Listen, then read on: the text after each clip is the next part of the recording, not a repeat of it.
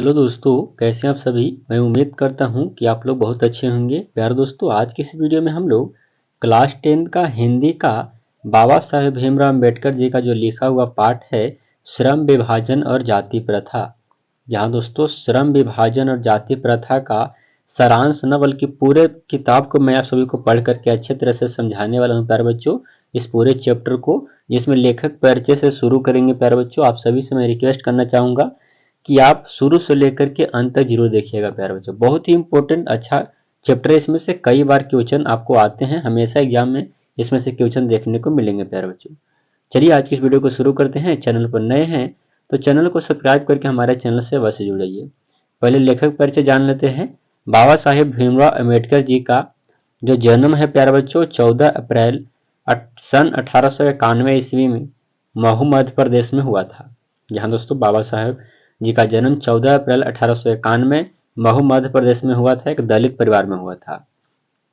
इनकी प्रमुख रचनाएं हैं जो हमेशा परीक्षा में आते हैं कि the castes in India, their mechanism, genesis and development. प्रथम प्रकाशित कृति यही है इनका, 1917 में प्रकाशित हुआ था। The untouchables who are they 1948 में प्रकाशित हुआ था। हु आर द शूद्राज जो कि 1946 में प्रकाशित हुआ था। बुद्धा एंड हिज धमा 1957 में प्रकाशित हुआ था। थॉट्स ऑन लिंग्विस्टिक स्टेट जो कि 1955 में प्रकाशित हुआ था। The problems of the rupee 1923 में प्रकाशित हुआ था। प्यारे बच्चों, इनका जो है ये सारे के सारे की इनका लिखा हुआ रचनाएं हैं और परीक्षा में आपको आते हैं। एनिहिलेशन ऑफ कास्ट ये भी आता है प्यारे बच्चों परीक्षा में, तो ये आपको याद करने होंगे प्यारे बच्चों। तो चलिए आगे की ओर हम लोग आगे बढ़ते हैं। इनका जो है प्यारे बच्चों बाबा साहेब अम्बेडकर का संपूर्ण वाङ्मय जो है वह 21 खंडों में प्रकाशित हो चुका है। ये आपको याद रखना होगा प्यारे बच्चों। ये भी आता है कि बाबा साहेब अम्बेडकर जी का जो संपूर्ण वाङ्मय है वो कितने खंडों में प्रकाशित हो चुका है, तो 21 खंडों में।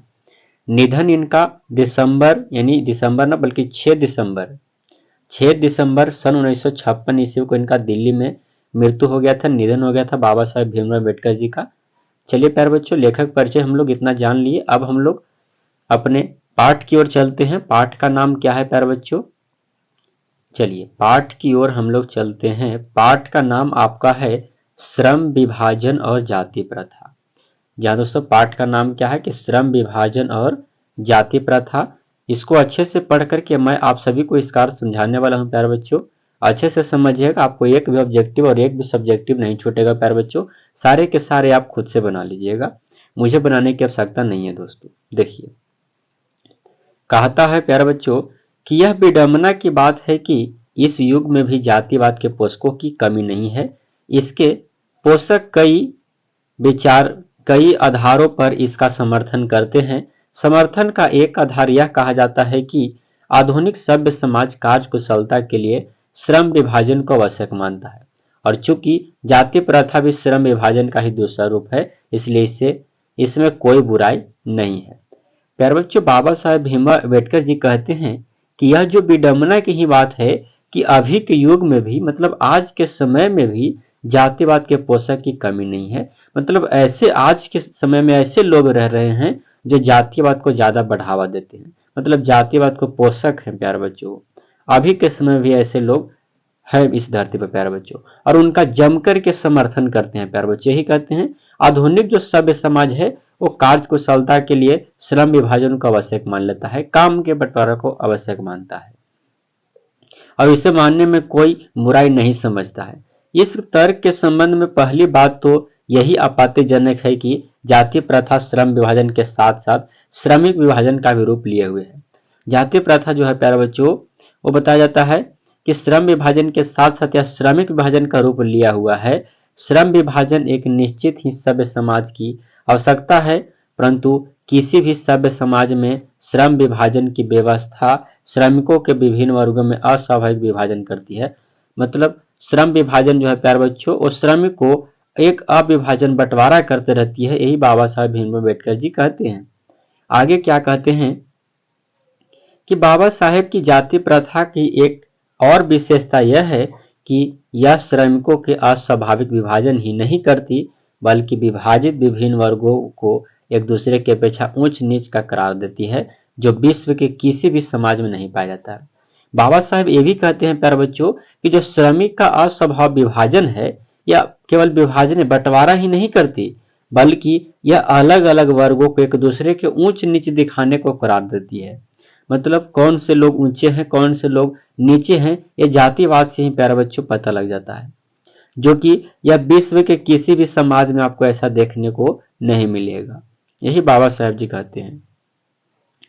आगे क्या कहते हैं कि जाति प्रथा को यदि श्रम विभाजन मान लिया जाए तो यह स्वाभाविक विभाजन नहीं है, क्योंकि यह मनुष्य की रुचि पर आधारित नहीं होता है। प्यारे बच्चों, बाबा साहेब जी कहते हैं कि श्रम विभाजन के यदि श्रमिक विभाजन मान लिया जाए तो यह स्वाभाविक विभाजन नहीं होगा, स्वाभाविक बंटवारा नहीं होगा। क्यों नहीं होगा? क्योंकि यह मनुष्य के रुचि पर आधारित नहीं होता है। मनुष्य के दिल पर, मतलब मनुष्य के रुचि पर आधारित नहीं होता है कि अपन जब मन चाहे प्यारे बच्चों तब अपने जाति को बदल लें। ऐसा मनुष्य के रुचि पर आधारित भारत की जाति प्रथा नहीं है, मनुष्य की रुचि पर आधारित नहीं है। कुशल व्यक्ति या सक्षम श्रमिक समाज का निर्माण करने के लिए यह आवश्यक है कि हम व्यक्तियों की क्षमता इस सीमा तक विकसित करें जिससे वह अपना पेशा या कार्य चुनाव स्वयं कर सके। इस सिद्धांत के विपरीत जाति प्रथा का दूसरी सिद्धांत यह है कि इसे मनुष्य के प्रशिक्षण अथवा उसकी निजी क्षमता का विचार किए बिना दूसरे दृष्टिकोण से, जैसे माता पिता के समाज स्तर के अनुसार पहले से ही अर्थात गर्भ धारण के समय से ही मनुष्य की पेशा निर्धारित कर दी जाती है। कहते हैं बाबा साहेब दोस्तों कि यह जो है सब मनुष्य की रुचि पर आधारित नहीं है जाति प्रथा, और यह व्यक्तियों की क्षमता की सीमा को ऐसा विकसित करना है कि अपना पेशा, अपना काम खुद से वह चुनाव कर ले। ऐसे उनको में क्षमता लाना है हर व्यक्तियों में प्यारे बच्चों। इस सिद्धांत विपरीत जाति प्रथा का दूसरी सिद्धांत यह है कि इससे मनुष्य प्रशिक्षण अथवा उसकी निजी क्षमता को विचार किए बिना ही दूसरे के दृष्टिकोण अर्थात माता पिता के सामाजिक स्तर के अनुसार पहले से ही गर्भ धारण के समय ही मनुष्य का पेशा निर्धारित कर दिया जाता है। मतलब जैसे ही बच्चे जो है प्यारे बच्चों माँ के गर्भ में रहते हैं उससे पहले ही उसको जाति का नाम दे दिया जाता है। प्यारे दोस्तों, ये आप सभी लोग जानते हैं कि हर किसी में यदि महिला गर्भवती है तो हम लोग हमेशा कहते रहते हैं प्यारे बच्चों, ऐसा कहते हैं कि फलना जाति में एक और जनसंख्या बढ़ने वाला है। ऐसा हम लोग माँ के पेट से ही कह देते हैं, जब वो गर्भ अवस्था में रहता है तभी प्यारे बच्चों। यही बाबा साहेब भीमराव अम्बेडकर जी कहते हैं। आगे क्या कहते हैं बाबा साहेब जी? जाति प्रथा पेशे को दोषपूर्ण पूर्ण निर्धारण ही नहीं करती, बल्कि मनुष्य को जीवन भर के एक पेशे में बांध देती है, भले ही पेशा अनुपयुक्त या पर्याप्त होने के कारण वह भूखे मर जाए। बाबा साहेब जी कहते हैं जाति प्रथा पेशा दोषपूर्ण निर्धारित ही नहीं करता, बल्कि मनुष्य को पूरे जीवन भर के लिए एक ही पेशा में बांध करके रखता है। मतलब इस पेशे को, मतलब इस जाति को छोड़ करके आपको किसी दूसरे जाति को अपनाने की अनुमति नहीं देता है दोस्तों। चाहे आप उस जाति में आपका कोई काम मिल रहा है या नहीं मिल रहा है, फिर भी आपको उसी जाति में रहना है, चाहे काहे ना आप भूखे मर जाए उस जाति में। आधुनिक युग में यह स्थिति प्रायः आती है क्योंकि उद्योग धंधों की प्रक्रिया व तकनीक में निरंतर विकास और कभी कभी अचानक परिवर्तन हो जाता है। क्या होता है प्यारे बच्चों कि आधुनिक समय में ऐसा स्थिति आता है क्योंकि क्या होता है कि उद्योग धंधा कभी कभी नहीं चलता है, जिसके कारण से हमको जाति बदलने की आवश्यकता होती है। पहले के लोगों को जाति के आधार पर ही काम दिया जाता है प्यारे बच्चों। यदि इस जाति के लोग हैं, यदि आप ठाकुर के हैं प्यारे बच्चों, बाल बच्चा हैं, ठाकुर जाति के हैं, तो आपको नाई जाति का है प्यारे बच्चों, तब आपको बाल काटने का अधिकार है। आप इससे ज्यादा काम नहीं कर सकते हैं। हो सकता है प्यारे बच्चों कि यदि सारे लोग, मतलब एक बात बन रहे हैं कि यदि बाल कटवाना लोग बंद कर दिया जाए तो प्यारे बच्चों क्या हो जाएगा, नाई लोग तो भूखे मर जाएगा ना, क्योंकि इनको पेशा यानी वैसा अनुमति नहीं है कि इस जाति को छोड़ करके, इसको छोड़ करके आप किसी दूसरे जाति को अपना सकते हैं, किसी दूसरे जाति का आप काम कर सकते हैं। तो ऐसे में तो आदमी भूखा मर जाएगा, और उस समय हमेशा परिवर्तन करने को जरूरत पड़ जाता है प्यारे बच्चों, कभी कभी तकनीकी विकास के कारण। आगे देखिए, आगे क्या कहते हैं बाबा साहेब जी?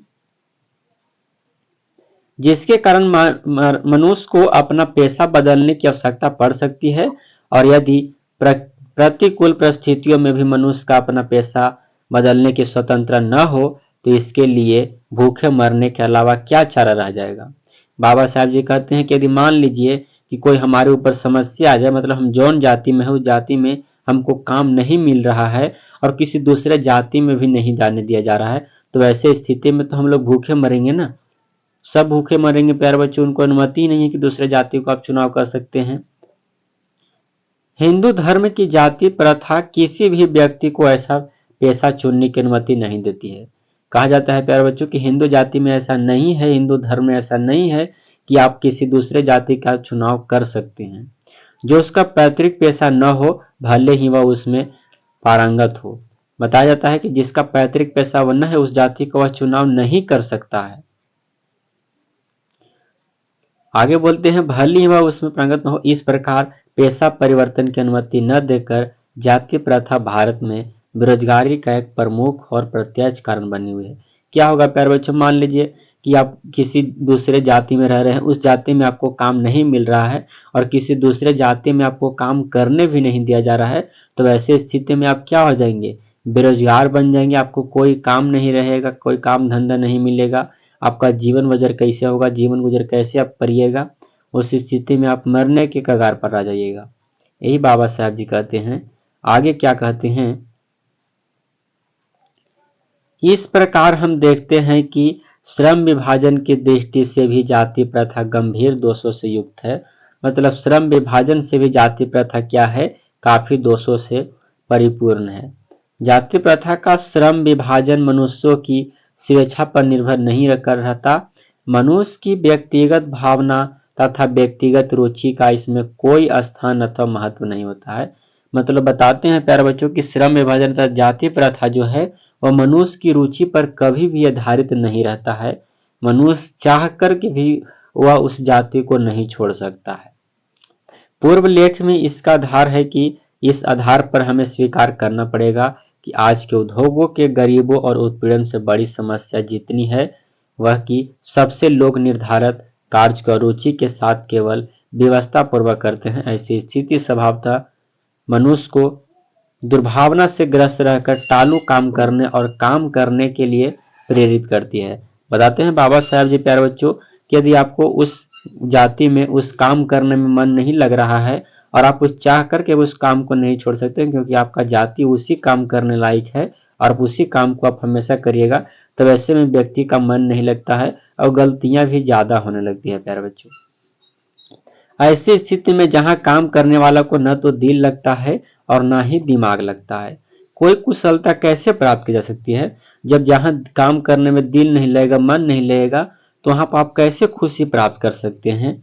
अतः निर्विवाद रूप से सिद्ध हो जाता है कि आर्थिक पहलू से भी जाति प्रथा हानिकारक प्रथा है, क्योंकि यह स्वाभाविक प्रेरणा, रुचि व आत्मा शक्ति को दबाकर उन्हें अस्वाभाविक नियमों का जगड़ कर एक निष्क्रिय बना देती है। मतलब बाबा साहब जी कहते हैं कि आर्थिक पहलू से भी, धन के कमी से भी सबसे खराब क्या है, जाति प्रथा है। यहाँ दोस्तों मेरी कल्पना आदर्श समाज के लिए क्या है, मतलब आखिर इनके अनुसार क्या अच्छा समाज आखिर है क्या। सारे को बाबा साहब जी गलत बताते हैं, तो इनके तुलना में अच्छा समाज कौन हो सकता है।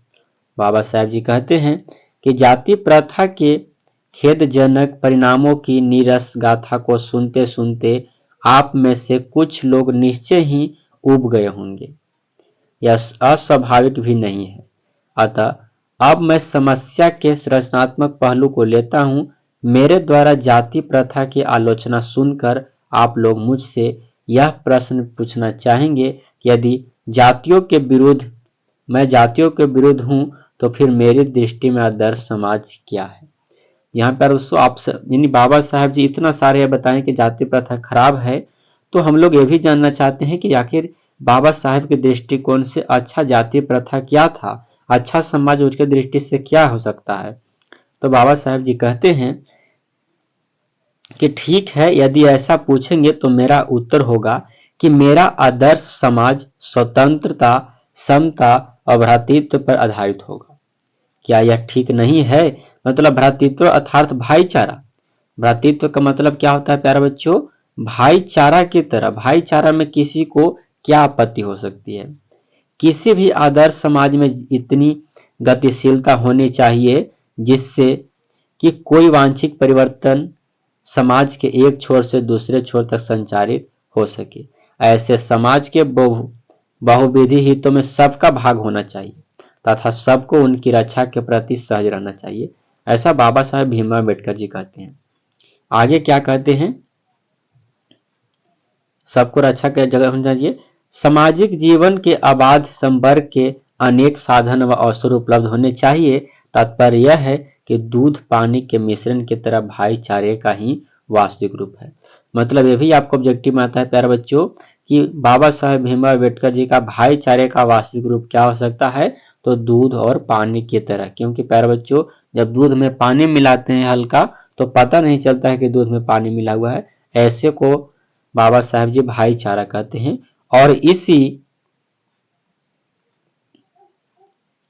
और इसी का दूसरा नाम लोकतंत्र है, क्योंकि लोकतंत्र केवल शासन की एक पद्धति ही नहीं है। लोकतंत्र मूलतः सामूहिक जीवनचर्या की एक रीति तथा समाज के सम्मिलित अनुभवों के आदान प्रदान का नाम है। इनमें यह आवश्यक है कि अपने साथियों के प्रति श्रद्धा व सम्मान का भाव हो। तो ऐसे समाज को बाबा साहेब जी आदर्श समाज कहते हैं। इसी प्रकार स्वतंत्र पर भी क्या कोई आपत्ति हो सकता है? गमनागमन की स्वाधीनता, जीवन तथा शारीरिक सुरक्षा की स्वाधीनता के अर्थों में शायद ही कोई स्वतंत्र का विरोध करेगा। इसी प्रकार संपत्ति का अधिकार, जीविकोपार्जन के लिए आवश्यक औजार व सामग्री रखने का अधिकार, जिससे शरीर को स्वस्थ रखा जा सके, के अर्थ में भी स्वतंत्रता पर कोई आपत्ति नहीं हो सकता है। फिर भी मनुष्य की शक्ति की सक्षम प्रभाव प्रयोगों के भी स्वतंत्रता क्यों न प्रदान किया जाए। आगे कहते हैं बाबा साहेब जी, जाति प्रथा के पोषक जीवन, शारीरिक सुरक्षा तथा संपत्ति के अधिकार स्वतंत्र को तो स्वीकार कर लेंगे, परंतु मनुष्य के सक्षम एवं प्रभावशाली प्रयोग को स्वतंत्र कर देने के लिए जल्दी तैयार नहीं होता है। क्योंकि इस प्रकार के स्वतंत्रता का अर्थ होगा अपना व्यवसाय चुनने की क्योंकि दास्ता केवल कानूनी अपराधी को ही नहीं कहा जा सकता है। दास्ता में वह स्थिति सम्मिलित है जिसमें कुछ व्यक्तियों को दूसरे लोगों के द्वारा निर्धारित व्यवहार व कर्तव्य का पालन करने के लिए विवश होना पड़ता है। यह स्थिति कानून पराधीनता न हो करके भी पाई जा सकती है। उदाहरण, जाति प्रथा की तरह ऐसे वर्ग होना संभव है जहां कुछ लोगों की अपनी इच्छा के विरुद्ध पेशे अपनाने पड़ते हैं। अब आइए समता पर विचार करें। क्या समता पर किसी की आपत्ति हो सकती है? फ्रांसीसी क्रांति के नारे में समता शब्द ही विवाद का विषय रहा है। समता के आलोचक यह कह सकते हैं कि सभी मनुष्य बराबर नहीं होते हैं। सभी मनुष्य बराबर नहीं हो सकते हैं क्योंकि शाब्दिक अर्थ में समता असंभव होते हुए भी यह नियामक सिद्धांत है। मनुष्य की क्षमता 3 बातों पर निर्भर रहती है। पहला, शारीरिक वंश परंपरा, दूसरा सामाजिक उत्तराधिकार तथा अर्थात सामाजिक परंपरा के रूप में माता पिता में कल्याण कामना, शिक्षा तथा वैज्ञानिक ज्ञानार्जन आदि सभी उपलब्धियां जिसके कारण सभ्य समाज जंगली लोग की अपेक्षा विशिष्ट प्राप्त करते हैं। और अंत में मनुष्यों के अपने प्रयत्न इन तीनों दृष्टिकोण से निस्संदेह मनुष्य समान नहीं होते। तो क्या इन विषयों के कारण समाज भी उनके साथ समान व्यवहार करना चाहिए? समता विरोध करने वाले के पास इसका क्या जवाब है? यही प्यारे बच्चों कहते हैं बाबा साहेब भीमराव अम्बेडकर जी। तो प्यारे बच्चों थोड़ा सा और है इनका, अभी थोड़ा सा है, मतलब यहाँ इतना है। चलिए कोई दिक्कत नहीं है, इसको थोड़ा सा पढ़ करके समझा देते हैं। कहते हैं कि व्यक्ति विशेष का दृष्टिकोण से असमान प्रयत्न के द्वारा व्यवहार को, तो प्यारे दोस्तों इसमें कोई खास बातें नहीं है। चलिए हम लोग प्रश्न उत्तर की ओर चलते हैं। इन प्रश्नों को आप लोग उत्तर देना है प्यारे बच्चों। जाति प्रथा को श्रम विभाजन का ही एक रूप मानते हैं। पीछे विडंबना का तर्क क्या है? जाति प्रथा भारतीय बेरोजगारी का प्रमुख और भुखमरी का कारण बनी हुई है। एक इसका प्यारे बच्चों आपको उत्तर देना है। जहाँ दोस्तों आपको इस सारे प्रश्न का उत्तर देना है। तो आई होप कि आप लोग के प्यारे बच्चों यह सारांश आपको अच्छे लगा होगा। प्यारे बच्चों वीडियो को लाइक करना मत भूलिएगा। जिनको भी 2026 में एग्जाम देना है उनके पास वीडियो को शेयर करिएगा प्यारे बच्चों। यहाँ तक देखने के लिए आपको बहुत बहुत धन्यवाद प्यारे बच्चों। तो चलिए मिलते हैं अगले वीडियो में। चैनल पर नए हैं तो चैनल को सब्सक्राइब करके हमारे चैनल से अवश्य जुड़िए प्यारे बच्चों।